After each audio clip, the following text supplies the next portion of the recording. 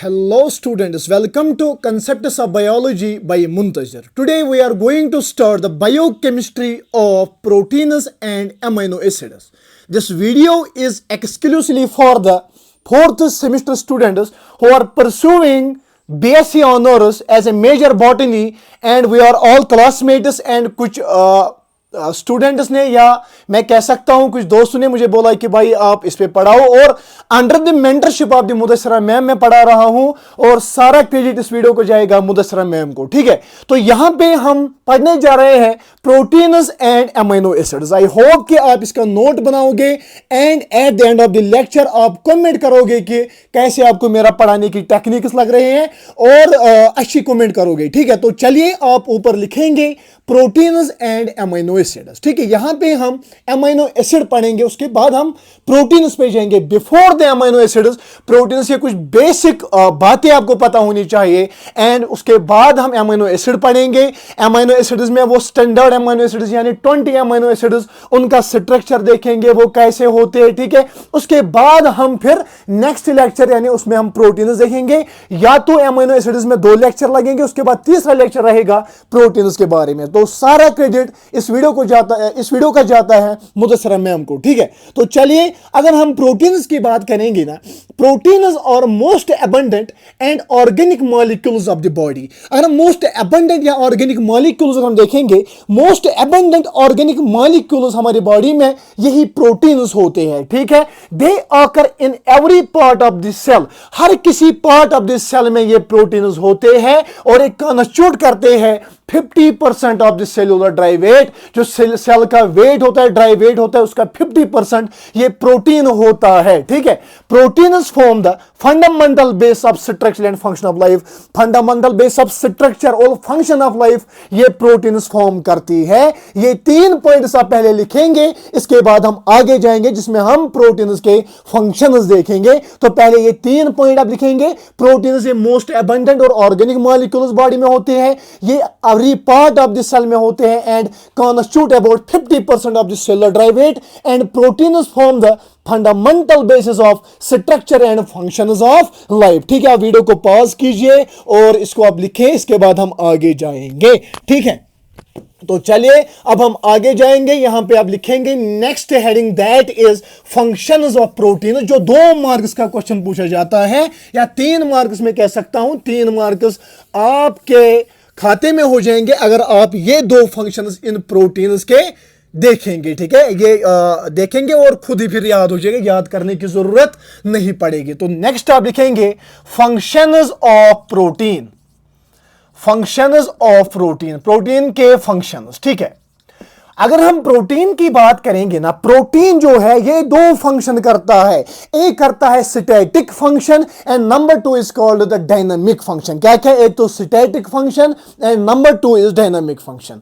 अगर हम static function की बात करेंगे, स्टैटिक फंक्शन होता है स्ट्रक्चरल फंक्शन, जो स्ट्रक्चर देता है। ठीक है, जो हम आगे पढ़ेंगे कौन कौन सा ऐसा प्रोटीन होता है जो स्ट्रक्चर देता है। ठीक है, and number 2 is the dynamic function. Dynamic function कौन कौन सी होती है? ये जो प्रोटीन है ना, ये एक्ट करते हैं एज हार्मोन्स, एक्ट करते हैं एज एंजाइम्स, जो हम आगे देखेंगे।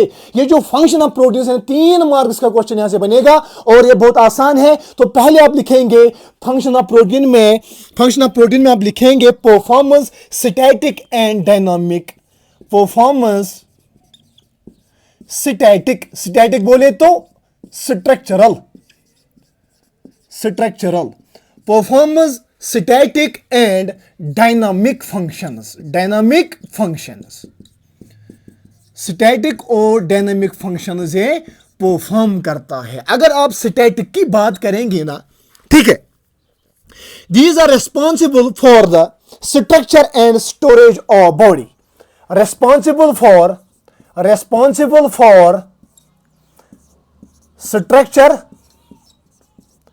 And strength of the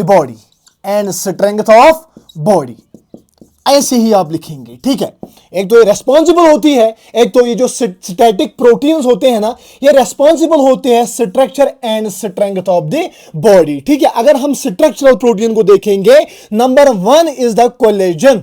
collagen and number 2 is the elastin. बहुत ज्यादा होते हैं, हम यहां पे ये दो पढ़ेंगे, collagen and elastin. Collagen and elastin जो है ना, ये क्या करते हैं, ये बोन मैट्रिक्स में होते हैं। ये ऐसे आप लिखोगे, found in number 1 is bone matrix. Bone matrix में ये प्रेजेंट होते हैं, ठीक है। Vascular system, number 2 is vascular system,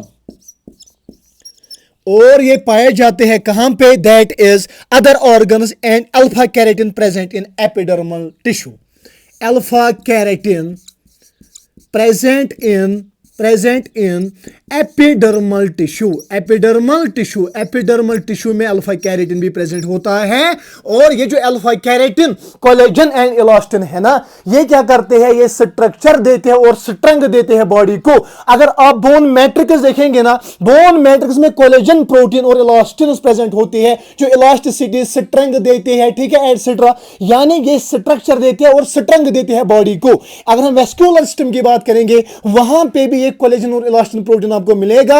और ये जो प्रोटीन है ना, ये स्ट्रक्चर और स्ट्रेंथ देते हैं बॉडी को। अल्फा कैरेटिन की अगर हम बात करेंगे, अगर आपने टिश्यू पढ़ा होगा, टिश्यू में एपिडर्मल टिश्यू होता है, एपिडर्मल टिश्यू में अल्फा कैरेटिन प्रेजेंट होते हैं। हम स्किन की बात करेंगे या अगर हम नेल्स, अगर हम हेयर्स की बात करें, इसमें अल्फा कैरेटिन होते हैं जो स्ट्रेंथ देते हैं इसको। तो ये जो प्रोटीन्स है, ये जो यहां पे कोलेजन, इलास्टिन, अल्फा कैरेटिन मैंने बोला, ये स्ट्रक्चर और स्ट्रेंथ देते हैं किसको, हमारे बॉडी को। तो नंबर 1 फंक्शन मैंने आपको यहां पे बताई, that is a static function. Static function होती है स्ट्रक्चरल फंक्शन, यानी structure responsible for the structure and strength of the body. एक याद रखना, collagen, elastin and alpha keratin. ऐसे ही अगर हम बात करेंगे dynamic functions of the proteins, dynamic functions में आएगा proteins act as enzymes, hormones, ठीक है बेटा। डायनामिक में एक नंबर 1 आप लिखना, प्रोटीन जो है, प्रोटीन्स क्या करते हैं, ये एक्ट एज एंजाइम्स में ये एक्ट करते हैं, जो हम आगे देखेंगे, ठीक है।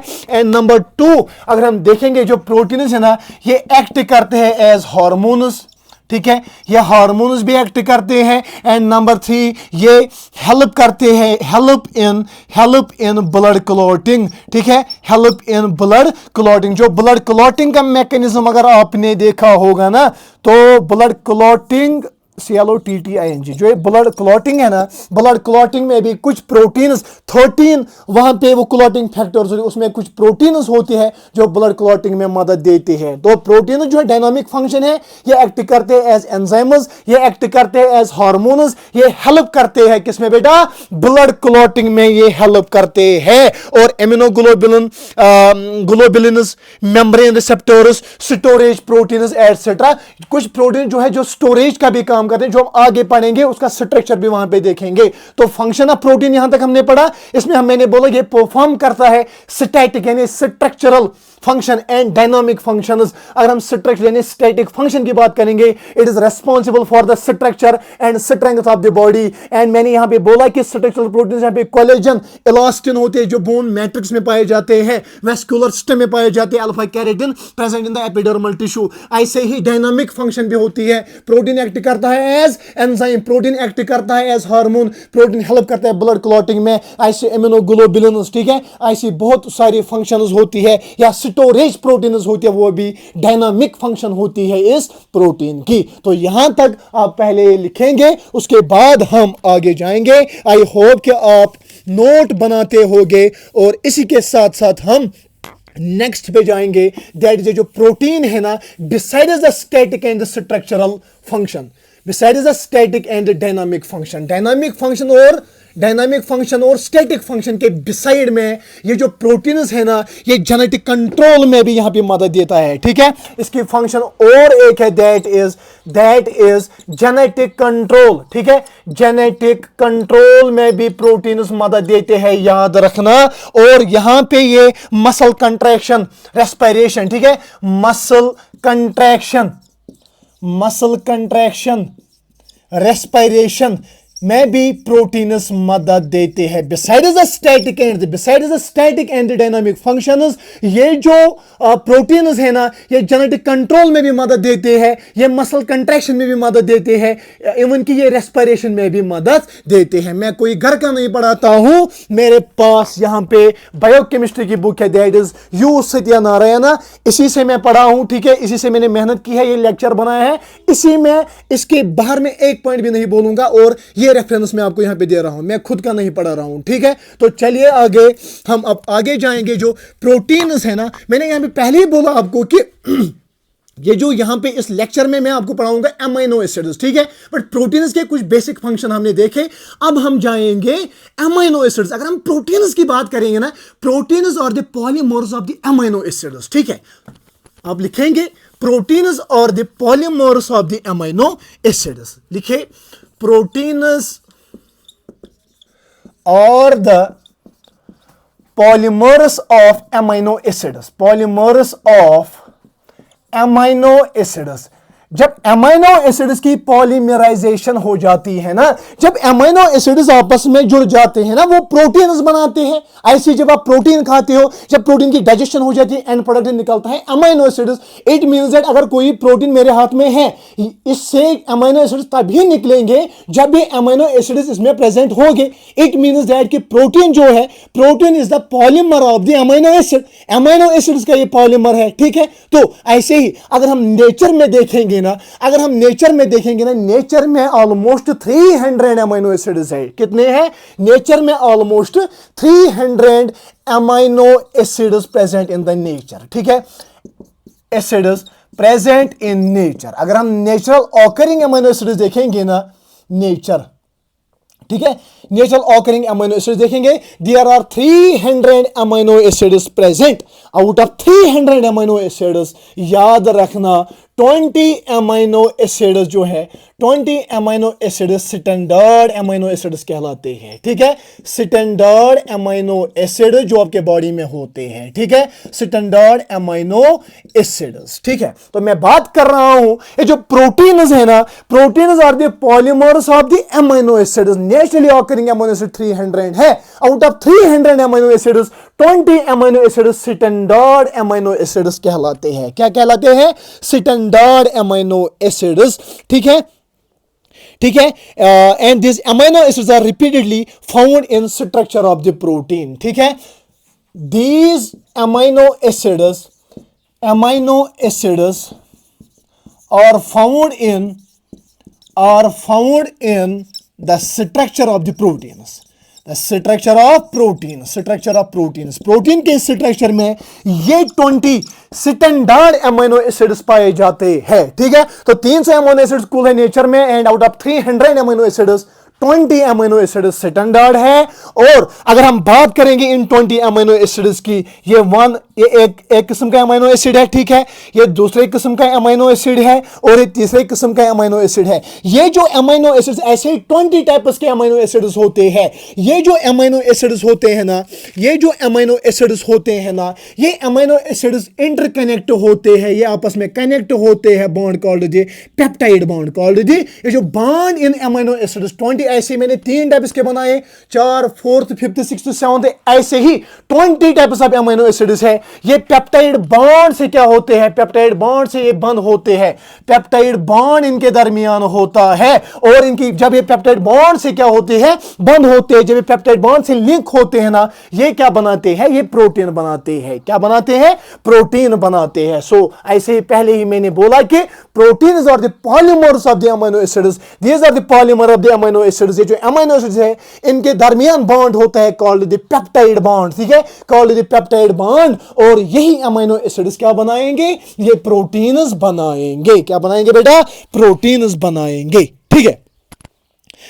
तो इसके बाद अगर हम जाएंगे स्ट्रक्चर ऑफ अमीनो एसिड पे, तो अभी तक मैंने आपको प्रोटीन्स पढ़ाए, प्रोटीन्स में कुछ बेसिक पॉइंट्स बताए, उसके बाद static and dynamic function, dynamic function के बाद मैंने बोला जेनेटिक कंट्रोल, ऐसे मसल कंट्रैक्शन, ये प्रोटीन्स ये हेल्प देते हैं, ठीक है, मसल कंट्रैक्शन में। ऐसे ही मैंने रेस्पिरेशन आपको बोला, उसके बाद मैंने बोला कि प्रोटीन जो है it's a polymers of the amino acids 300 amino acids natural occurring amino acids out of 300 amino acids 20 amino acids वो अमीनो एसिड्स है जो स्ट्रक्चर ऑफ द प्रोटीन में मिलते हैं, दैट इज व्हाई इनको हम स्टैंडर्ड अमीनो एसिड्स कहते हैं। और ये जो अमीनो एसिड्स है ये आपस में लिंक होते हैं by a bond called the peptide bond. अब हम पहले अमीनो एसिड का स्ट्रक्चर पढ़ेंगे। पहले हम देखेंगे जनरल स्ट्रक्चर क्या होता है अमीनो एसिड का, उसके बाद जो 20 टाइप्स ऑफ अमीनो एसिड्स है जो स्टैंडर्ड है, एक एक का स्ट्रक्चर आपको पता होना चाहिए, कैसे बनता है, ठीक है, कैसे होता है और कौन कौन किस कैटेगरी में आ जाता है, किस क्लासिफिकेशन में आ जाता है, ये आपको पता होना चाहिए because we are in the 4th semester, ठीक है। You should know the depthness of the concept, ठीक है। आफ्टर द एमएससी अगर हम जाएंगे कहीं भी पढ़ाने तो एट दैट टाइम हमको डीप पता होना चाहिए एज कंपेयर टू वो उस्ताद जो अभी यूट्यूब से जाके यूट्यूब से पढ़ते हैं और उसके बाद कोचिंग सेंटर में जाते हैं या कहीं और पे जाते हैं पढ़ाने। तो यू सत्यानारायण इज इंपॉर्टेंट। अगर आप चाहते हो क्लास 11th का बायोमॉलिक्यूल्स पढ़ाना, you should know the you Satyanarayana, ठीक है। तो चलिए हम आगे जाएंगे, हम देखेंगे स्ट्रक्चर ऑफ अमीनो एसिड। जो मैं यहां पे इस स्ट्रक्चर में यहां पे लिखूंगा ना, ठीक है, जैसे मैं स्ट्रक्चर बनाऊंगा ना वो पॉइंट में यहां पे मेंशन करूंगा, आपको जरूरी वो अपनी कॉपी पे उतारना है, ठीक है। तो लिखिए आप structure of amino acid, structure of amino acid का स्ट्रक्चर देखिए, this is the general structure of the amino acid. यहां पे सी है, ठीक है, यहां पे COOH है, यहां से NH2 है, ठीक है, और यहां से H है और यहां से R। This is the general structure of the amino acid. This is the general structure of amino acid का जनरल स्ट्रक्चर। देखिए ये जो कार्बन है ना, इस कार्बन को हम अल्फा कार्बन कहते हैं। सबसे पहला पॉइंट आप लिखेंगे, ये जो अमीनो एसिड है ना, amino acid is a organic compound. लिखे पहला point, amino acid is a organic compound, ये एक ऑर्गेनिक कंपाउंड है, ठीक है। उसके बाद नेक्स्ट पॉइंट आप लिखेंगे टू द सेंट्रल कार्बन, जो सेंट्रल कार्बन है, सेंट्रल कार्बन के साथ अटैच होता है हाइड्रोक्साइल एसिड, ठीक है, या हाइड्रोक्साइल ग्रुप COOH। यहां से इसके साथ क्या होता है, to the central carbon COOH group is attached, यानी ये कार्बोक्सिलिक एसिड ग्रुप। ये जो यहां पे COOH आपको दिख रहा है ना, this is the carboxylic acid group, ठीक है, ये एसिड ग्रुप है, इसीलिए इसको हम कहते हैं एसिड, ठीक है। ये क्या ग्रुप है, कार्बोक्सिलिक एसिड ग्रुप, ठीक है। ऐसे ही to the central carbon NH2 group is attached, central carbon के साथ NH2 ग्रुप अटैच होता है। क्या होता है, NH2 ग्रुप अटैच होता है, अमोनियम ग्रुप यहां पे अटैच होता है टू द सेंट्रल कार्बन। तीसरा पॉइंट आप लिखोगे, यहां से हाइड्रोजन अटैच होता है, यहां से हाइड्रोजन अटैच होता है, and to the central carbon यहां पे अटैच होता है, क्या यहां पे अटैच होता है और इज वेरिएबल। तो मैं बात कर रहा हूं स्ट्रक्चर ऑफ अमीनो एसिड। मैंने बोला ये सेंट्रल कार्बन है, सेंट्रल कार्बन के साथ अटैच होता है COOH ग्रुप यानी कार्बोक्सिलिक एसिड ग्रुप। इसी सेंट्रल कार्बन के साथ अटैच होता है NH2 ग्रुप। इसी सेंट्रल कार्बन के साथ अटैच होता है H यानी हाइड्रोजन। इसी सेंट्रल कार्बन के साथ अटैच होता है R। अगर हम R की बात करेंगे, R इज ए वेरिएबल।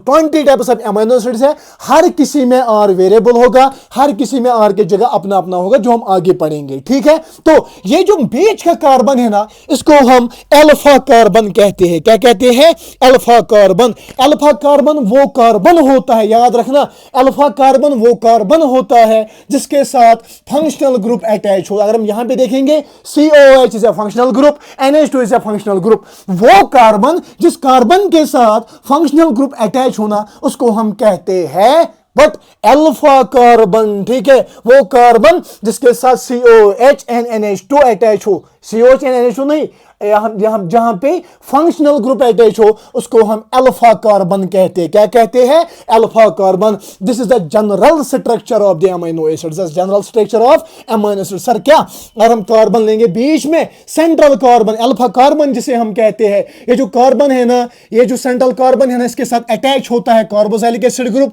इसके साथ अटैच होता है NH2, इसके साथ अटैच होता है हाइड्रोजन, एंड इसके साथ अटैच होता है R वेरिएबल, जो हर किसी अमीनो एसिड में अलग अलग होता है। एंड जो बीच का कार्बन है सर, इसको हम अल्फा कार्बन कहते हैं, बिकॉज अल्फा कार्बन उस कार्बन को कहते हैं जिसके साथ फंक्शनल ग्रुप अटैच हो। जैसे यहां पे COH एंड NH2 इस कार्बन के साथ अटैच है, दैट इज व्हाई हम इसको कहते हैं अल्फा कार्बन। इसको हम कहते हैं अल्फा कार्बन, ठीक है। Is the general structure. General structure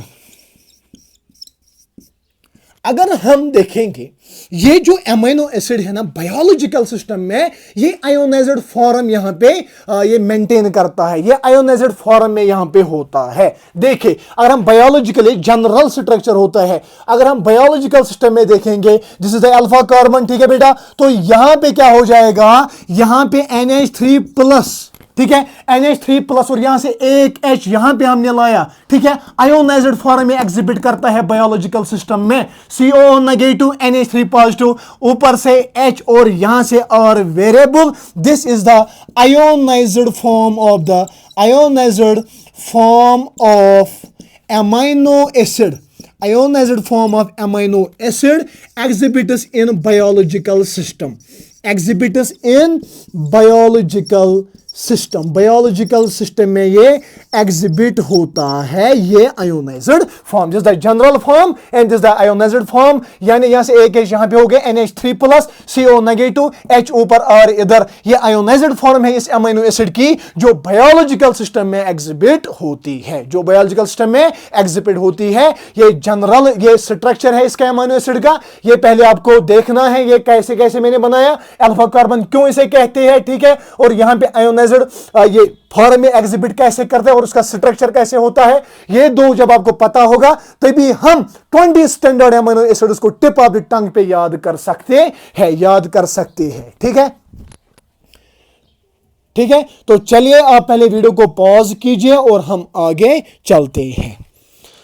before the आगे चलना, ठीक है, बिफोर द आगे चलना हम पहले पढ़ेंगे इसमें और एक पॉइंट दैट कि एनसीईआरटी की अगर हम बात करेंगे ना क्लास 11th की, मैं क्लास 11th का नहीं पढ़ा रहा हूं, यहां पे मैं यू सत्यानारायण पढ़ा रहा हूं under the mentorship of the Mudassara ma'am, ठीक है, मैं यू सत्यानारायण पढ़ा रहा हूं, बट कुछ पॉइंट्स ऐसे होते हैं जो 11th के साथ लिंक हो जाते हैं, दैट इज वो यहां पे जरूरी बोलने होते हैं। यहां पे एनसीईआरटी लिखती है कि ये जो अमीनो एसिड है ना, amino acid is substituted methane. ये सबस्टिट्यूटेड मीथेन होता है, सबस्टिट्यूटेड मीथेन। कौन अमीनो एसिड क्या होता है? Substituted methane. जब मीथेन में सबस्टिट्यूशन हो जाती है ना, तो वहां से अमीनो एसिड बनता है। वही मैं यहां पे बोल रहा हूं कि amino acid is substituted methane. अगर हम मीथेन का स्ट्रक्चर बनाएंगे, ये यहां पे मीथेन है CH4, ठीक है, H, ठीक है, ये मीथेन है।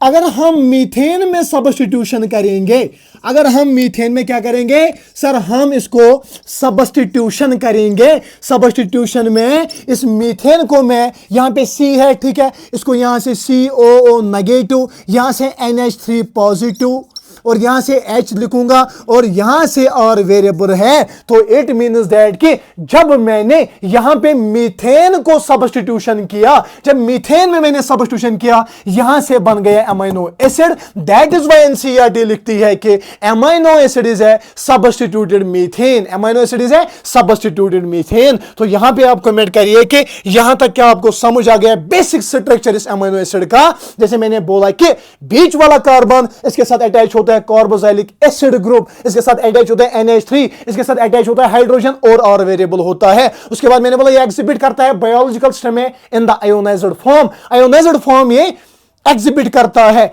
यानी ऊपर से साइड से CO नेगेटिव, नीचे से NH3 पॉजिटिव, ऊपर से HR इज वेरिएबल। उसके बाद मैंने बोला कि amino acid is substitute methane. जब हम मीथेन में सब्स्टिट्यूशन करेंगे, यानी यहाँ इस H के पहले CO नेगेटिव लिखेंगे, यहाँ से NH3 प्लस लिखेंगे, या यहाँ से R वेरिएबल लेंगे, कोई भी वेरिएबल लेंगे, तो ये मीथेन से क्या बनेगा, अमीनो एसिड बनेगा। That is why amino acid is substituted methane, substituted methane. मैं यहाँ पे तेज तेज इसलिए पढ़ा रहा हूँ क्योंकि हम 4th सेमेस्टर में हैं। मैं कोई अभी 11th वालों को नहीं पढ़ा रहा हूँ, मैं अपने क्लासमेट्स को यहाँ पे पढ़ा रहा हूँ, ठीक है। ये जो क्लासेस होते हैं ना, जो भी ग्रेजुएशन में, ये एक डिस्कशन होना चाहिए, ठीक है। It should be the mutualism, ये म्यूचुअलिज्म होना चाहिए जहाँ पे दोनों को फ़ायदा हो, ठीक है। मुझे पढ़ाने का शौक है, मैं खुद पढ़ता हूँ, अदरवाइज मुझे खुद पढ़ना है और एग्ज़ाम देना है, सेमेस्टर पास करना है, मगर मुझे पढ़ाने का शौक है, मैं पढ़ाऊँगा, ठीक है। जिसको भी यहाँ से मेरी वजह से कुछ भी समझ आ जाएगा, उसमें मेरा वो मेरे लिए अच्छा ही है, ठीक है। और मैं खुश हो जाऊँगा कि अगर कमेंट कोई करेगा, जब मैं अब कॉलेज जाऊंगा, मेरे ऊपर कोई कमेंट करेगा कि आपका हमें समझ आ जाता है, एंड मुझे उतना ही चाहिए, अदरवाइज मुझे कोई पैसा वैसा नहीं मिलना है। तो यहाँ पे हमारे मुदस्सरा मैम जो है, मुदस्सरा मैम सबसे बेस्ट टीचर अभी तक मैंने देखे है कॉलेज में। तो उसी के मेंटरशिप, मैं बार बार बोल रहा हूँ, उसी के मेंटरशिप के अंडर उसने बोला कि आप सत्यानारायण यहाँ पे रेफर करो। अगर मैं 11th को जाऊँगा ना बायोमॉलिक्यूल्स पढ़ाने, अगर मैंने ये सत्यानारायण नहीं पढ़ी होती तो आई डोंट थिंक सो कि मुझे डी पता होता, ठीक है। तो चलिए हम आगे जाएंगे किस पे, नेक्स्ट प्रॉपर्टी पे, that is optical isomers of the amino acids, ठीक है। Optical isomers of amino acids.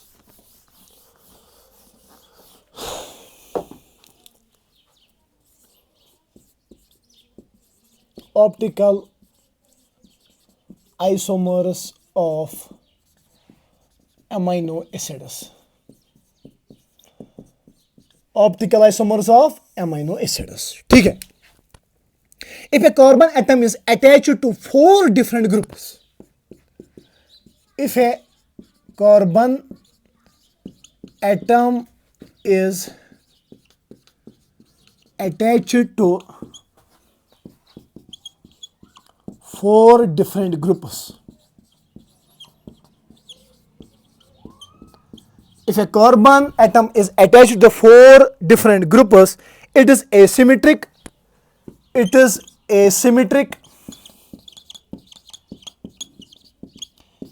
and exhibits optical isomerism.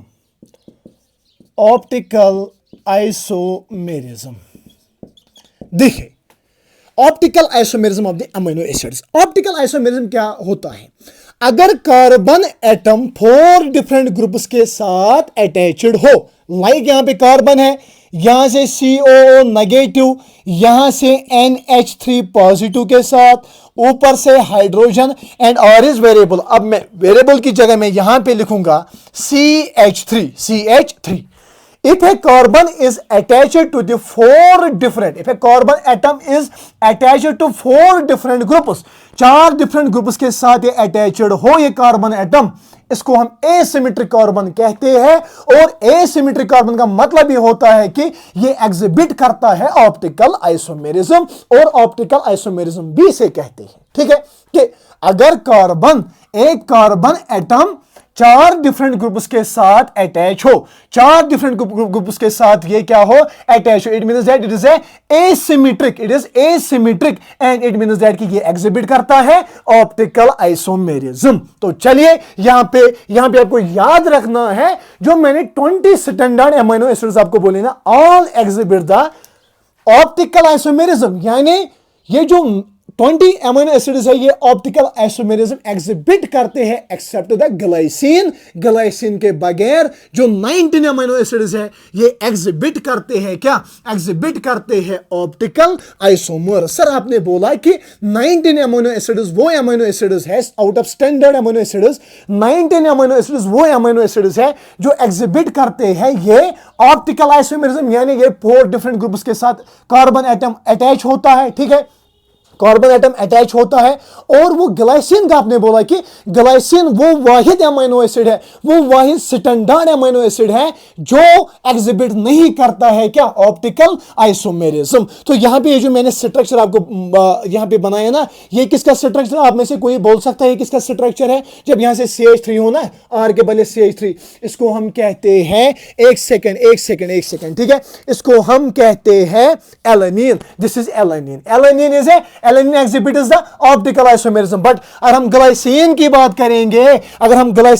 करेंगे, इस वेरिएबल के, यहां पे इस वेरिएबल के बदले H होता है, तो this is the structure of glycine. ये ग्लाइसिन का स्ट्रक्चर है। बोले तो तभी मैं इसको बोलूंगा कि ये ऑप्टिकल आइसोमेरिज्म एग्जिबिट करेगा जब मैं यहां पे लगेगा कि carbon is attached to the different 4 different groups के साथ ये अटैच्ड हो। यहां से भी डिफरेंट है, NH3+, CO नेगेटिव, H और H, यानी 2 साइड से 4 डिफरेंट ग्रुप्स के साथ अटैच नहीं है, दो यहां पे भी H है, यहां पे भी H है। It means that this the structure of the glycine नहीं एग्जिबिट करता है ये ऑप्टिकल आइसोमेरिज्म ये एग्जिबिट नहीं करता है, बिकॉज जो सेंट्रल कार्बन है, ये कार्बन एटम जो है ना, in the structure of the glucose, जब in the structure of the glycine का स्ट्रक्चर जब हमने देखा तो 2 साइड से मैंने लगा कि सेम है, H एंड H, यहां से भी हाइड्रोजन है, यहां से भी हाइड्रोजन है। इट मींस दैट कि ये कार्बन 4 डिफरेंट ग्रुप्स के साथ अटैच नहीं है, देन ग्लाइसिन जो है ये एग्जिबिट नहीं करता है ऑप्टिकल आइसोमेरिज्म। बाकी जो 19 आप देखोगे जिनका स्ट्रक्चर हमें पढ़ना है, जब वो आप देखोगे ना तो उस वक्त आपको लगेगा कि वो 19 स्टैंडर्ड अमीनो एसिड्स एग्जिबिट करते हैं optical isomerism except the glycine के बगैर। याद रखना, ग्लाइसिन पे क्वेश्चन आ जाएगा, क्योंकि जहां पे भी केमिस्ट्री में, ठीक है, केमिस्ट्री में जहां पे भी एक्सेप्शन आती है ना, वहां से क्वेश्चन बनता है। और आई होप कि यहां से क्वेश्चन बनेगा हमारे फाइनल एग्जाम में, ठीक है। उस वक्त हमें घबराना नहीं है, क्योंकि हमने पढ़ा है, ठीक है। तो चलिए नेक्स्ट पे हम जाएंगे, क्लासिफिकेशन ऑफ एमिनो एसिड्स, ठीक है, classification of amino acids. Before that आप यहां पे नेक्स्ट पॉइंट आप लिखोगे कि all standard amino acids exhibit what? Optical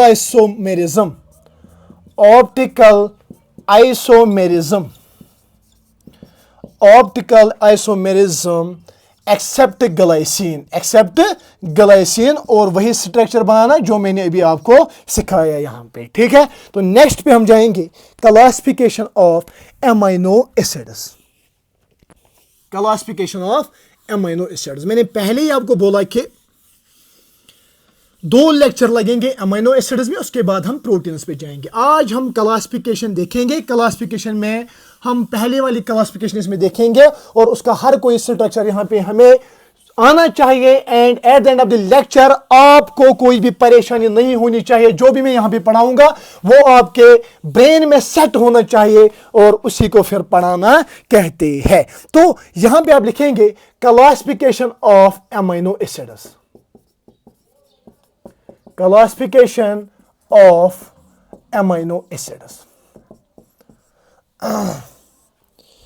classification किस बेस पे हम करते हैं, तो आप पहले ऐसे लिखेंगे, बेसिस ऑफ क्लासिफिकेशन। अगर अमीनो एसिड्स है, 20 अमीनो एसिड्स है, उन 20 अमीनो एसिड्स की क्लासिफिकेशन हम करते हैं। आप बोलोगे सर किस बेस पे करते हैं? What is the basis of the classification of the amino acids? Number 1 base है, that is based on structure and chemical nature. Based on structure and chemical nature और स्ट्रक्चर के बेस पे हम amino acids को classify करते हैं।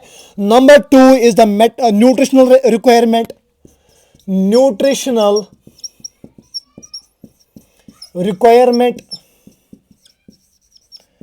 And number 3 is that is metabolic fate. Metabolic fate etcetera. तो classification में अमीनो एसिड्स की बात चल रही है यहां पे। The basis of the classification is structure and chemical nature के बेस पे हम अमीनो एसिड्स को क्लासिफाई करते हैं। नंबर 2 न्यूट्रिशनल रिक्वायरमेंट के बेस पे हम करते हैं। एंड नंबर 3 मेटाबॉलिक फेट पे हमने इन अमीनो एसिड्स को क्लासिफाई किया है। आज हम इस लेक्चर में पढ़ेंगे based on structure and chemical nature. इसमें भी आधे ही कंप्लीट हो जाएंगे, उसके बाद नेक्स्ट में हम देखेंगे। ठीक है, ये जो स्ट्रक्चर एंड केमिकल नेचर के बेस पे ये अमीनो एसिड्स है ना, जो स्ट्रक्चर यहाँ पे जो ट्रिक मेरे दिमाग में है ना, वो मैं आपको बोलूंगा। और ये जो स्ट्रक्चर है ये जरूरी आने चाहिए। ये जो 20 अमीनो एसिड्स है ये ब्रेन में एकदम सेट होना चाहिए, सो दैट हम कह सकते हैं कि we are in the BSc honours and we are doing pursuing BSc honours. ठीक है, तो चलिए आप पहले लिखेंगे based on structure and chemical nature, यानी एमिनो एसिड्स की classification based on structure and chemical nature. देखिए पहला, based on structure and chemical nature. Based on structure and chemical nature. Structure and chemical nature के base पे हमने amino acids को क्या किया है सर, क्लासिफाई कर रखा है। नंबर 1 इसमें आएगा aliphatic amino acids. Aliphatic amino acids, aliphatic amino acids. ठीक है, नंबर 2 यहां पे आ जाएगा, that is amino acids with hydroxyl group. Amino acids with hydroxyl group, with hydroxyl group यानी OH ग्रुप, जिनमें OH ग्रुप होगा। एंड नंबर 3 आप लिखोगे aromatic amino acids. Aromatic amino acids. And number 4 आप लिखोगे acidic amino acids and their amides. Acidic amino acids and their amides. Number 5 आप लिखोगे basic amino acids. Basic amino acids. Number 6 आप लिखेंगे sulphur containing amino acids. Sulphur containing amino acids. And number 7 आप लिखोगे amino acids, IMINO, amino या immuno acids. ठीक है, amino acids. तो मैं बात कर रहा हूं classification of the amino acids. पहली क्लासिफिकेशन हम बेस कर रहे हैं किस बेस पे हम पहली क्लासिफिकेशन कर रहे हैं, स्ट्रक्चर एंड केमिकल नेचर। इसमें आते हैं एलिफेटिक एमिनो एसिड्स। क्या आते हैं, एक यहां पे हमें पढ़ने हैं aliphatic amino acids. Aliphatic amino acids वो एमिनो एसिड्स होते हैं जहां पे आपको एलिफेटिक चेन मिलेगी, और यहां पे आपको 5 पढ़ने हैं। उन 5 को हम कहते हैं गावली, GAVLI, गावली। Glycine, alanine, valine, leucine and isoleucine. ठीक है, glycine, alanine, valine, leucine and isoleucine, these 5 are called the aliphatic amino acids. ये जो एलिफेटिक अमीनो एसिड्स है, इनको इसलिए एलिफेटिक अमीनो एसिड्स कहते हैं बिकॉज इनमें एलिफेटिक चेन मिलती है। तो इनमें 5 आ जाते हैं गावली, GAVLI, गोनिन, glycine, alanine, valine, leucine and isoleucine. I say number 2 amino acid with the hydroxyl group. Amino acid with the hydroxyl group आप याद रखना STY। ठीक है, STY यहां पे याद रखना। एक तो यहां पे सीरीन आएगा, थ्रियोनिन आएगा और टायरोसिन आ जाएगा। Serine, threonine and tyrosine, serine, threonine and tyrosine. यहां पे आप कमेंट नहीं करना है आपने टायरोसिन यहां पे बोला, टायरोसिन तो एरोमेटिक में आता, हाँ आता है, बट वहां पे अगर आप देखोगे ना उस रिंग के बाहर OH ग्रुप भी होता है, इसीलिए जो टायरोसिन यहां पे आएगा ना, ये जो मैं आगे पढ़ाऊंगा आपको टेंशन लेने की जरूरत नहीं है। जो यहां पे टायरोसिन आ जाएगा ना वो तो एरोमेटिक है, बट उसमें हाइड्रोक्साइल ग्रुप भी प्रेजेंट होता है, इसीलिए ये हम फिर एरोमेटिक में डालते हैं। यहाँ पे भी थोड़ा बहुत इसका देखना है क्योंकि OH ग्रुप उसमें प्रेजेंट होता है, ठीक है। ऐसे ही एरोमेटिक एमिनो एसिड्स, अगर हम एरोमेटिक एमिनो एसिड्स की बात करेंगे, इसमें आएगा PTT इसमें आएगा। एक तो phenyl alanine, tryptophan and tyrosine, phenyl alanine, tyrosine and tryptophan यहाँ पे आ जाएगा। और ये जो तीन है ना, एक क्या अल्फेटिक एमिनो एसिड्स, इसमें आ जाएगा glycine, alanine, valine, leucine and isoleucine. ऐसे ही amino acids with hydroxyl group, ठीक है, हाइड्रोक्साइल ग्रुप यानी OH ग्रुप, इसमें आ जाएगा एक तो सीरिन, थ्रियोनिन एंड टायरोसिन, ठीक है।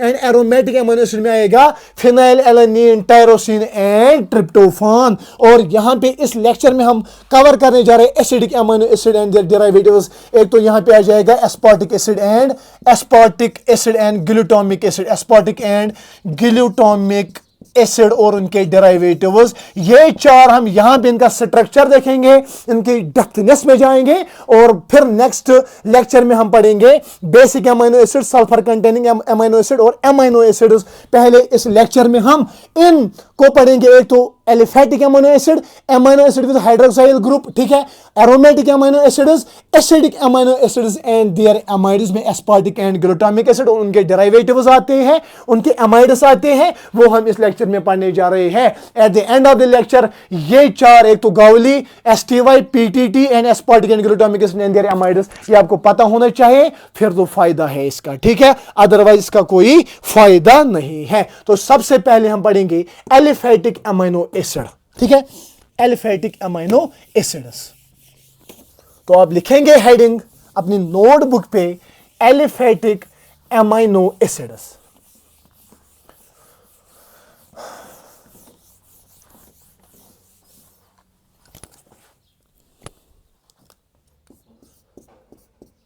एलिफेटिक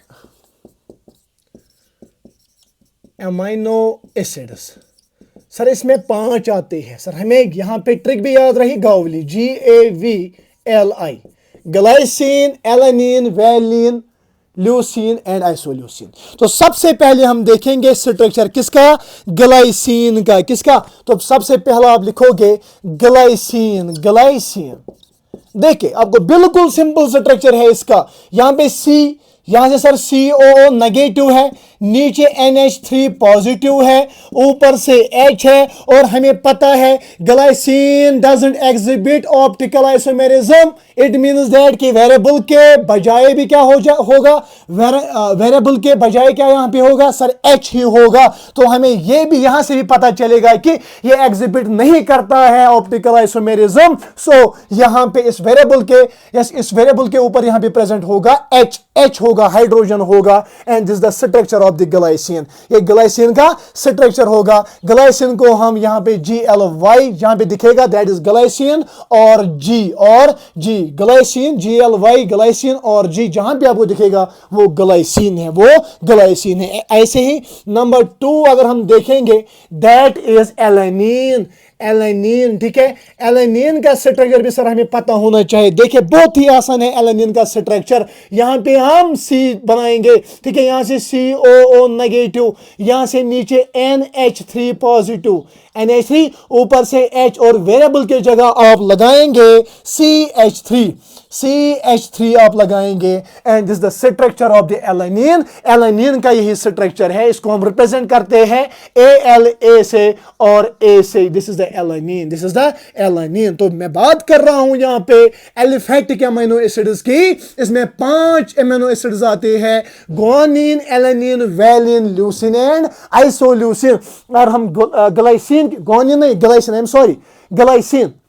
ग्लाइसिन के अगर हम स्ट्रक्चर देखेंगे सर, यहां पे वेरिएबल की जगह H लगाना है। ये जो एमिनो एसिड का स्ट्रक्चर है, वेरिएबल की जगह H लगाएंगे, that is glycine and it is represented bye GLY और G। ऐसे नंबर 2 इज एलानिन। यहां पे एलानिन को जब हम देखेंगे एमिनो एसिड बनाएंगे और वेरिएबल की जगह हम CH3 लगाएंगे और इसको रिप्रेजेंट करेंगे ALA और A से, और इसको हम एलानिन कहते हैं। क्या कहते हैं? एलानिन। ऐसे ही थर्ड हम जाएंगे वैलिन पे। किस पे जाएंगे? वैलिन पे। अब तीसरा यहां पे आप लिखेंगे दैट इज वैलिन का स्ट्रक्चर तो पता होना चाहिए ना आपको। हां सर होना चाहिए, तो लिखिए वैलिन। Number 3 is valine. अगर वैलिन की बात करेंगे, वैलिन पहले हम यहां पे बनाएंगे सर, यहां पे हम CO नेगेटिव यहां से लिखेंगे, NH3 पॉजिटिव यहां से लिखेंगे, यहां से H लिखेंगे, और यहां पे बस आपको क्या करना है, वेरिएबल की जगह CH, यहां से CH3, यहां से CH3, और बन गया वैलिन, और बन गया वैलिन। वैलिन को हम रिप्रेजेंट करते हैं VAL, और V से इस वैलिन को हम रिप्रेजेंट करते हैं। तो number 3 is valine. Valine sir पहले हम बनाएंगे अमीनो एसिड का बेसिक स्ट्रक्चर, उसके बाद ये जो R वेरिएबल है ना, यहां से CH लगाएंगे, यहां से भी CH3, यहां से भी CH3, हो गया यहां पे वैलिन का स्ट्रक्चर एकदम से ब्रेन में सेट हो गया। And number fourth is leucine. ठीक है, LEUCINE, नंबर 4, LEUCINE। ल्यूसीन की अगर हम बात करेंगे ना, ल्यूसीन को अगर हम देखेंगे CO नेगेटिव, ठीक है बेटा, यहां से NH3 पॉजिटिव लिखेंगे, यहां से H बनाएंगे, यहां पे बस आपको ध्यान रखना, यहां पे पहले CH2 वेरिएबल की जगह हम यहां पे CH2 पहले लिखेंगे, उसके बाद CH यहां पे बनाएंगे, CH2 यहां, CH3 यहां से, CH3 यहां से, और बन गया स्ट्रक्चर ल्यूसीन का, और बन गया स्ट्रक्चर ल्यूसीन का। देखिए वैलिन का स्ट्रक्चर कैसे है, यहां पे अमीनो एसिड बनाया, और यहां पे वेरिएबल की जगह CH, यहां से भी CH3, और यहां से भी CH3। ऐसे ही ल्यूसीन को अगर हम देखेंगे, अमीनो एसिड का बेसिक स्ट्रक्चर R वेरिएबल के, यहां पे पहले CH से पहले हमने लाया CH2, उसके बाद इस CH2 पर यहां से भी CH3, यहां से भी CH3, ये स्ट्रक्चर बन गया ल्यूसीन का। किसका बन गया सर? ल्यूसीन का बन गया। एंड नंबर लास्ट अगर हम बात करेंगे, दैट इज द आइसोल्यूसीन, जिसको यहां पे ल्यूसीन का स्ट्रक्चर आएगा ना, उसी को आइसोल्यूसीन का स्ट्रक्चर भी आएगा, उसको आइसोल्यूसीन का भी स्ट्रक्चर आएगा। देखिए बहुत ही आसान है, यहां पे आप बेसिक स्ट्रक्चर बनाएंगे पहले किसका सर? अमीनो एसिड का बेसिक स्ट्रक्चर हमें आता है, NH3+ यहां से लगाएंगे, यहां से H लगाएंगे। देखिए यहां पे बहुत ही आसान है ये, यहां पे बहुत ही आसान है, यहां पे CH2, यहां पे CH लगाएंगे, वेरिएबल हम ब्लू कलर से मगर दिखाते हैं ना, देखिए यहां पे CH2 लगाएंगे, यहां से CH, ठीक है, और यहां से CH3, और यहां से भी CH3। ये हो गया आपका किसका स्ट्रक्चर? आइसोल्यूसीन का स्ट्रक्चर, आइसोल्यूसीन का स्ट्रक्चर, ठीक है, आइसोल्यूशन का स्ट्रक्चर ये हो गया। तो यहां पे मैंने आपको स्ट्रक्चर दिखाया एल्फेटिक अमीनो एसिड्स की। नंबर 1 मैंने बोला ग्लाइसिन, वेरिएबल की जगह H लगाना है। उसके बाद मैंने बताया आपको एलानिन, एलानिन को वेरिएबल की जगह CH3 लगाना है। उसके बाद वैलिन, वैलिन को वेरिएबल की जगह अमीनो एसिड का जो वेरिएबल है उस वेरिएबल की जगह CH, यहां से भी CH3, यहां से भी CH3। उसके बाद ल्यूसीन का स्ट्रक्चर मैंने आपको पढ़ाया, यहां पे अमीनो एसिड का स्ट्रक्चर बनाएंगे और वेरिएबल की जगह इस CH से पहले CH2, फिर CH3 यहां से, CH3 यहां से। आइसोल्यूसीन की बात कर रहा हूं मैं। ये जो आइसोल्यूसीन है ना, आइसोल्यूसीन का पहले आप अमीनो एसिड बनाएंगे, वेरिएबल की जगह CH2 यहां से लिखेंगे, ठीक है। ये वाला CH2 है ना, ठीक है, जो ये CH2 है ना, इसको यहां पे आप लगाएंगे CH3 यहां पे, और is the structure of the isoleucine. And यहां तक हमने आपको बताया that is aliphatic amino acid. जो आइसोल्यूसीन है, आइसोल्यूसीन को हम रिप्रेजेंट करते हैं ILE और I से, जहां पे ILE और I आपको दिखेगा ना, दैट इज द आइसोल्यूसीन। ऐसे ही अगर हम ल्यूसीन की बात करेंगे, LEU जहां पे दिखेगा, और कैपिटल L जहां पे आपको दिखेगा, that is called the leucine. And these are the 5 aliphatic amino acids: glycine, alanine, valine, leucine and isoleucine। and I don't think so इससे भी कोई simplest form है, simplest teaching method है, so that कि आपको समझ आ जाएगा। बहुत ही आसान है, प्रैक्टिस से आपका भी ये हो जाएगा, बहुत ही आसान होता है, ठीक है। तो एलिफेटिक अमीनो एसिड्स यहां तक एकदम से ब्रेन में सेट। अब हम देखेंगे amino acid containing hydroxyl group. Number 2 आप लिखेंगे amino acid contain hydroxyl group.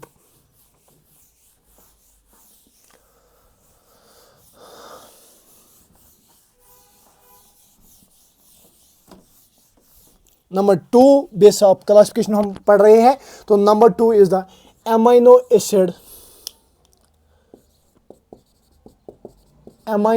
Acids contain OH यानी हाइड्रोक्साइल ग्रुप।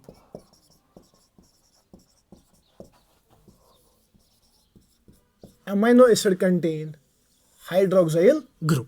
ठीक है, मैंने पहले यहाँ पे आपको फॉर्मूला बताया, दैट इज STY।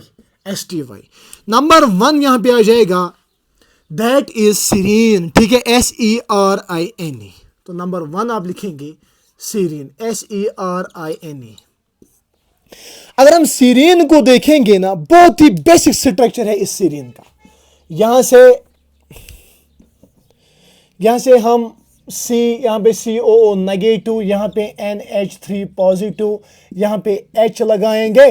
और यहाँ पे जो वेरिएबल है ना इस सीरीन में, आपको पता है सीरीन में क्या होता है, यहाँ पे होता है एक तो CH2 और OH। ठीक है, एक सेकेंड, CH2 और OH वो अमीनो एसिड जिनमें हाइड्रोक्साइल ग्रुप होता है, उनको हम कहते हैं वो अमीनो एसिड जो जिनमें हाइड्रोक्साइल ग्रुप प्रेजेंट होता है। बहुत ही आसान है ना ये। ठीक है, तो नंबर 1 है इसमें सीरीन। ये जो सीरीन है ना, यहां पे अमीनो एसिड का स्ट्रक्चर बनाएंगे आप, और वेरिएबल की जगह CH2OH लगाएंगे, and this is the structure of the serine. आपको पता है सीरीन किसे हम रिप्रेजेंट करते हैं? सीरीन को हम रिप्रेजेंट करते हैं SE और S, SE और S, SE और S। ठीक है, ये सीरीन है। And number 2 is the tyrosine. ठीक है, टायरोसिन, ये जो टायरोसिन है ना, तो टायरोसिन से पहले हम पढ़ेंगे थ्रियोनिन। क्या पढ़ेंगे? थ्रियोनिन।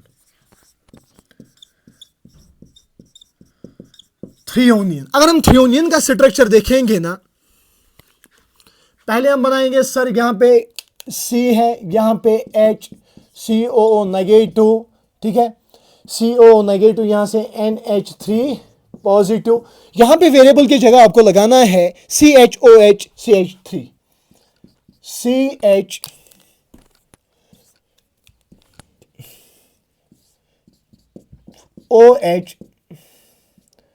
CH3। ये जो स्ट्रक्चर आपको दिख रहा है ना, ये थ्रियोनिन का स्ट्रक्चर है। किसका है? थ्रियोनिन का स्ट्रक्चर है। यहां पे ये थ्रियोनिन, ये जो थ्रियोनिन है ना, वेरिएबल की जगह CH3OH लगाना है। तो अगर हम यहां पे बात करेंगे सीरीन की, सीरीन जो है ना, सीरीन का ये स्ट्रक्चर होता है, यानी वेरिएबल की जगह CH2OH ऐसे आपको लिखना है। ठीक है, मैं इसे में बनाता हूं, CH2OH ऐसे लिखना है। ठीक है, जैसे serine it is represented by SER और S। ऐसे अगर हम थ्रियोनिन की बात करेंगे, थ्रियोनिन जो है ये रिप्रेजेंट हम करते हैं किससे? देखिए, यहां पे अमीनो एसिड बनाया, इसके वेरिएबल पे हम CH3OH लगाएंगे। देखिए, यहां पे भी CH, यहां पे भी CH, ऊपर से CH2, यहां से क्योंकि 4 बॉन्ड्स H बनाना चाहिए, यहां पे यहां से हम CH3 लगाएंगे, नीचे से OH लगाएंगे, और ये थ्रियोनिन बनेंगे TH और T इज द थ्रियोनिन।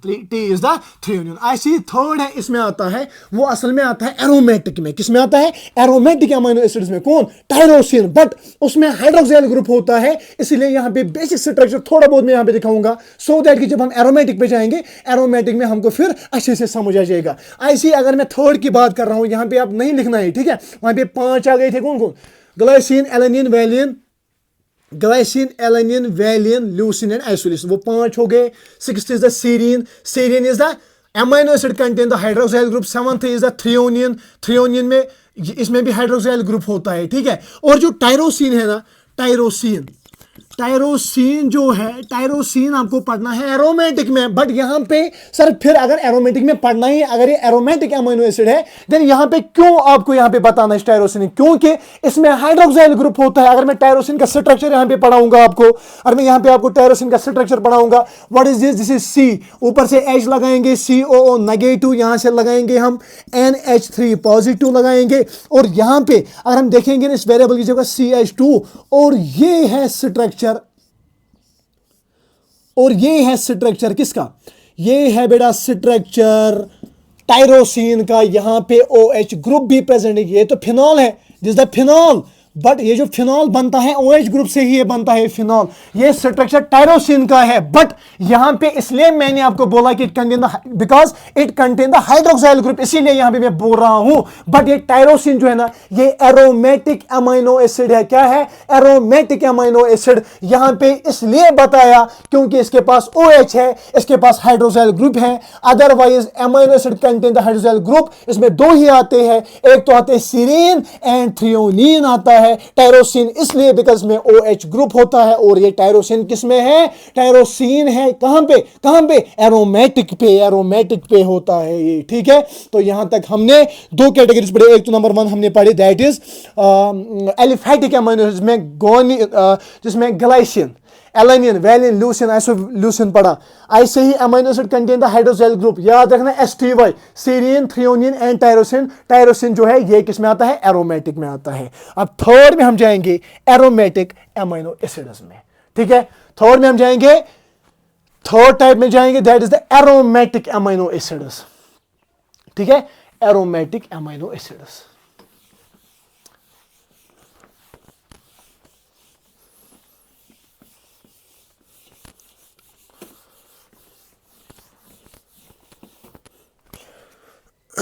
देखिए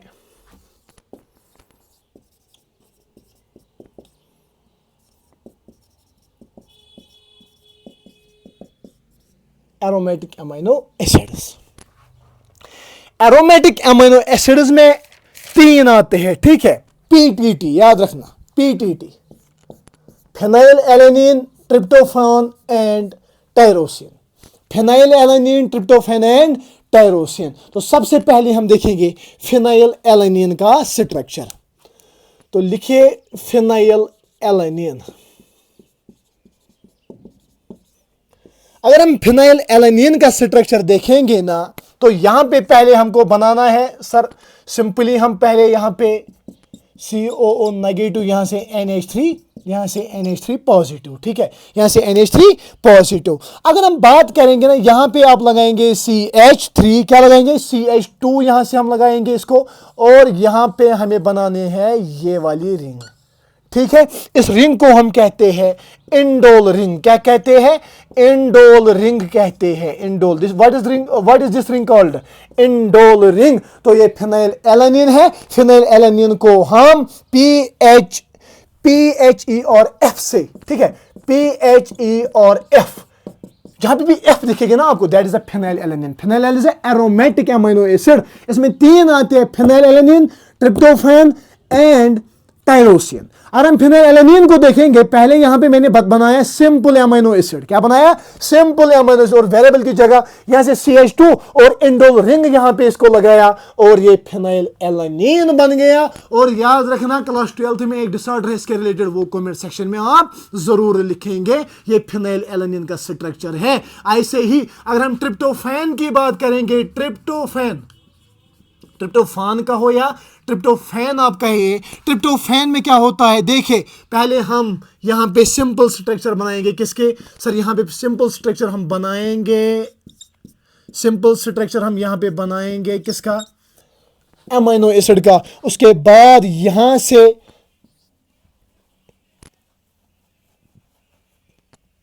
एक सेकेंड, CH2 लगाएंगे। देखिए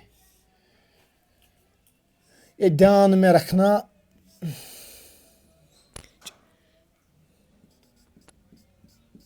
ये स्ट्रक्चर पूछा जाएगा एग्जाम में, ठीक है।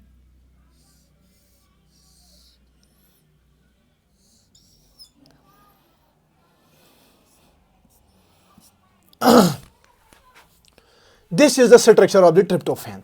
ट्रिप्टोफैन का ये स्ट्रक्चर है, ठीक है। ये ट्रिप्टोफैन का स्ट्रक्चर, इसमें मैं कुछ नहीं कर सकता हूं, जितनी आप प्रैक्टिस करोगे उतना आपको भी आएगा, ठीक है। This is the structure of the tryptophan. This is the phenyl structure of the phenylalanine. ऐसे ही number 3 that is a tyrosine. What is tyrosine, is a aromatic amino acid.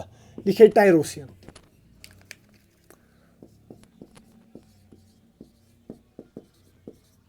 Tyrosine, अगर हम टायरोसिन की बात करेंगे ना, tyrosine का structure बिल्कुल सिंपल है।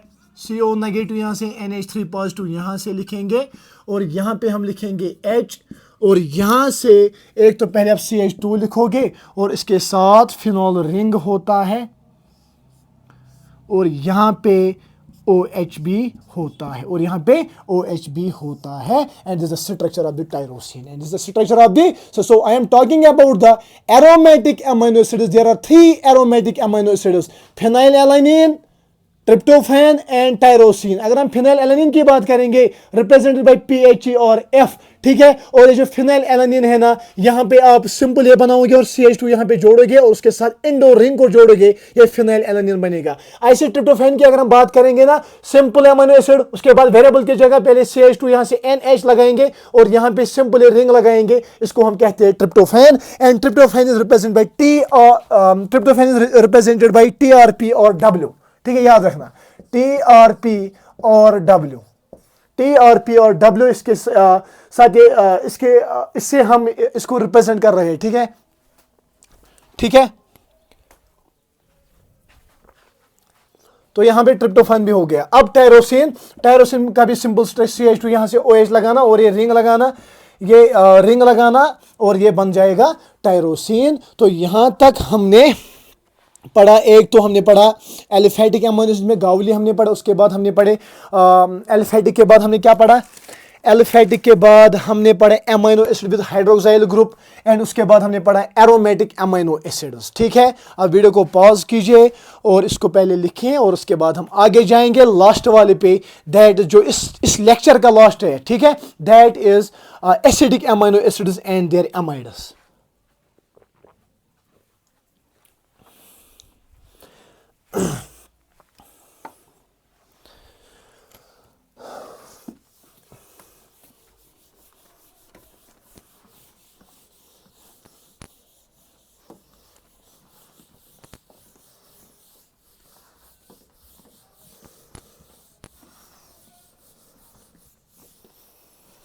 अब लिखेंगे आप acidic amino acids and their amides.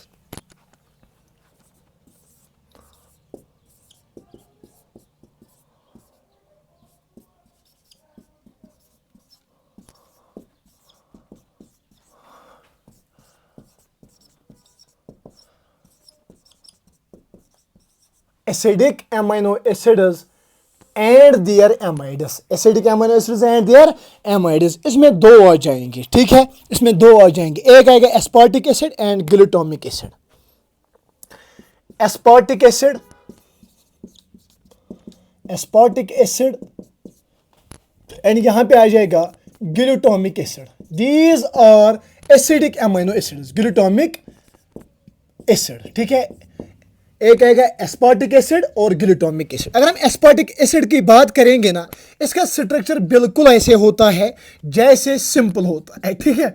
COO negative NH3 positive यहां पे आप लिखेंगे और यहां पे आप ब्लू से लिखेंगे या कोई और कलर आपके पास होगा, CH2 COO negative, CH2 COO negative यहां से लिखेंगे और ये बनेगा एस्पार्टिक एसिड। क्या, what is this, alpha carbon. Alpha carbon जो 4 डिफरेंट ग्रुप्स के साथ अटैच होगा, ठीक है। जो जिसके साथ ये अल्फा कार्बन किसे कहते हैं, जिसके साथ क्या होगा, जिसके साथ अल्फा कार्बन, किस कार्बन को हम कहते हैं, जिसके साथ फंक्शनल ग्रुप अटैच होगे। तो if this is the alpha carbon, then what is this carbon called, sir this is the beta carbon. इसको हम बीटा कह सकते हैं बिकॉज इसके साथ भी फंक्शनल ग्रुप अटैच है, यहां से CO नेगेटिव, ठीक है। तो ये जो यहां पे इसके साथ मैंने वेरिएबल जोड़ा ना, इसको हम कहते हैं बीटा कार्बोजाइल। क्या कहते हैं, बीटा कार्बोजाइल इसे कहते हैं। और ये जो स्ट्रक्चर आपको दिख रहा है, this is called the aspartic acid. तो मैं बात कर रहा हूं acidic amino acid and their amides, ठीक है। तो पहले हम एसिडिक अमीनो एसिड्स पढ़ेंगे, ये दो है, एक तो aspartic acid and glutamic acid. ये जो एस्पार्टिक एसिड है, एस्पार्टिक एसिड का ये बेसिक स्ट्रक्चर है, what is this, alpha carbon और इसके साथ मैंने CH2 CO नेगेटिव जोड़ा, and what is this, beta carbon. तो ये यहां पे जो वेरिएबल मैंने यहां पे इसके साथ जोड़ा ना, इसको हम कहते हैं बीटा कार्बोजाइल और इसी एसिड को हम कहते हैं एस्पार्टिक एसिड। क्या कहते हैं, एस्पार्टिक एसिड कहते हैं। इसको हम ASP से रिप्रेजेंट करते हैं या D से इसको हम रिप्रेजेंट करते हैं, इस एस्पार्टिक एसिड को। ऐसे अगर हम ग्लूटामिक एसिड की बात करेंगे, ग्लूटामिक एसिड जो है ना, ग्लूटामिक एसिड जो है ना, यहां पे COO नेगेटिव, यहां से हम NH3 पॉजिटिव, ठीक है, यहां से H और यहां पे CH2, बहुत ही आसान है, CH2 और COO negative and COO negative. What is this carbon called, alpha carbon. What is this carbon called, what is this carbon? Beta carbon, ठीक है, इसको हम बीटा कार्बन कहेंगे, इसको हम गामा कार्बन कहेंगे। तो ये स्ट्रक्चर, ये वेरिएबल मैंने इसके साथ जोड़ा ना, इसको हम कहते हैं गामा कार्बोजाइल, ठीक है, गामा कार्बोजाइल, इसको हम गामा कार्बोजाइल कहते हैं, ठीक है, gamma carboxyl, and this is the structure of the glutamic acid, the structure of the glutamic acid, glutamic acid का ये स्ट्रक्चर है जिसको हम GLU और E से हम रिप्रेजेंट इसको करते हैं, GLU और E से हम इसको क्या क्या करते हैं सर, रिप्रेजेंट करते हैं। And these two are the acidic amino acids, but sir आपने ऊपर लिखा है acidic amino acids and their amides. अब हम देखेंगे ये जो एस्पार्टिक एसिड है ना और ग्लूटामिक एसिड, ये दो है acidic amino acid. Aspartic acid का ये स्ट्रक्चर है, एस्पार्टिक एसिड का ये स्ट्रक्चर CH2CO नेगेटिव यहां से जोड़ो, यानी बीटा कार्बोजाइल्स के साथ वेरिएबल पे इसको लगाओ और ये एस्पार्टिक एसिड बनेगा। और यहां पे जब आप अमीनो एसिड को वेरिएबल की जगह यहां पे गामा कार्बोजाइल लगाओगे तो ये ग्लूटामिक एसिड बनेगा। तो अगर हम एस्पार्टिक एसिड का एमाइड देखेंगे ना, इसके एमाइड को हम कहते हैं, इसके एमाइड को हम कहते हैं एस्पेरिजीन। क्या कहते हैं? एस्पेरिजीन, एस्पेरिजीन इसको कहते हैं।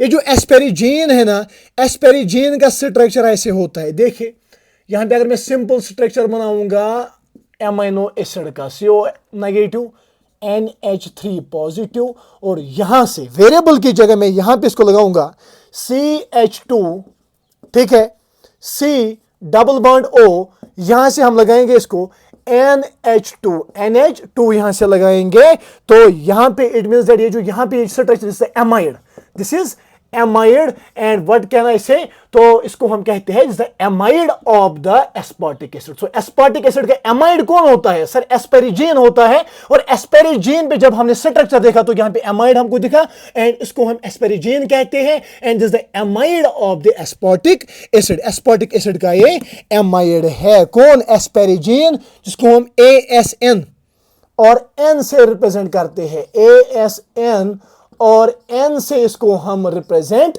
करते हैं। ऐसे ही ग्लूटामिक एसिड का जब हम देखते हैं ना, ग्लूटामिक एसिड का एमाइड होता है ग्लूटामीन। ग्लूटामीन क्या होता है? ग्लूटामीन, GLUTAMINE, ग्लूटामीन इसका एमाइड होता है। जब मैं स्ट्रक्चर इसका बनाऊंगा ना, तो यहां से CO नेगेटिव, यहां से NH3 पॉजिटिव, यहां से H लगाएंगे, और वेरिएबल की जगह यहां पे हमने लगाना है इसको CH2, देखिए CH2 C double bond O, और यहां पे हम लगाएंगे इसको NH2, और यहां से लगाएंगे NH2. What is this? This is the amide. So this is the amide of the glutamic acid. That is glutamate. That is glutamate. और यहां पे जब हमने देखा तो GLN और Q से इसको हम रिप्रेजेंट करते हैं, तो यहां पे मैं बात कर रहा हूं acidic amino acids and derivatives का। There are two acidic amino acids, aspartic acid and glutamic acid. अरे हम एस्पार्टिक एसिड की बात करेंगे तो ये बीटा कार्बोजाइल जब इसके साथ मैंने जोड़ा तो ये एस्पार्टिक एसिड बन गया, ASP और D is the symbol. And ऐसे अगर हम ग्लूटामिक एसिड की बात करेंगे, GLU और E is the glutamic acid. जब हमने गामा कार्बोजाइल इसके साथ इस वेरिएबल की जगह इस अमीनो एसिड पे लगाया तो यहाँ पे ग्लूटामिक एसिड बन गया, और ये जो ग्लूटामिक एसिड है इसका एमाइड होता है glutamate, and this is the structure of the glutamate because here is amide. ऐसे ही एस्पार्टिक एसिड का एमाइड होता है एस्पेरिजीन, यहाँ पे एमाइड मैंने दिखाया, और ASN और N is the representation of the asparagine, and these two are the acidic amino acids and these two are the derivatives of these two amino acids. ठीक है, दो amino acids glutamic acid and एक तो aspartic acid and glutamic acid, और इनके क्या amides, एक तो एस्पेरिजीन एंड ग्लूटामाइन। एंड यहां तक हमने पहले ही आपको बोला था कि यहां तक हम इस लेक्चर में पढ़ेंगे, और ऑलमोस्ट ये लेक्चर 1 घंटे 10 मिनट का बन गया। ठीक है, एंड आई होप कि यहाँ तक जो मैंने प्रोटीन से उठाया और एमिनो एसिड्स में हमने पहले पढ़े गावली, वो गए 5, उसके बाद हमने पढ़े और 3 ट्रिप्टोफान पढ़े, टायरोसिन पढ़ा, और ट्रिप्टोफान, टायरोसिन, ठीक है, और फिनाइल एलेनिन हमने पढ़ा। उसके बाद हमने पढ़ा सेकंड पे वो कार्बोक्सिलिक एसिड के साथ वो भी 3, और यहाँ पे acidic aminos and their aminos and their amides यानी aspartic acid and glutamic acid. ये अभी तक जो भी हमने पढ़े ना, आई होप कि इनका स्ट्रक्चर आपको समझ आ गया होगा। और मैं भी बहुत थक गया, बस 1 घंटे 10 मिनट का यहाँ पे मैंने ये वीडियो बनाया, और इसके पीछे मेहनत करनी पड़ती है सो दैट कि आपके पास आना हो, ठीक है, because you are my classmates, ठीक है। यहाँ पे कोई उस्ताद, कोई स्टूडेंट नहीं है, यहाँ पे हम क्लासमेट्स हैं, और आपको मेरे से ज़्यादा पता होगा, ठीक है। बट मुझे पढ़ाने का शौक है। अगर कोई इंटरेस्ट रखता है पढ़ाने में कोई भी सब्जेक्ट, देन वो मुझसे कांटेक्ट कर सकता है। हम एक अच्छा सा वो ट्यूशन फीलिंग देंगे इस रूम को, ठीक है। तो यहाँ पे दूसरे से भी फ़ोन लेना पड़ता है इसके लिए, और इन मार्कर्स और इस बंद कमरे में पढ़ना पड़ता है। और आई शपथ, ठीक है, आई शपथ, मैंने ये यू सत्यनारायण में ये जो इसके लिए पढ़ा है, ठीक है। और एक भी पॉइंट इसमें से आपको गलत नहीं निकलेगा। अगर आप नोट्स बनाओगे आपके full out of full marks आ जाएंगे। और ट्रिक्स से और अपने टीचिंग मेथड से मैंने आपको पढ़ा है। आई नो कि आप अच्छे से कमेंट करोगे और अपने फ्रेंड्स के साथ शेयर करोगे। Thank you so much.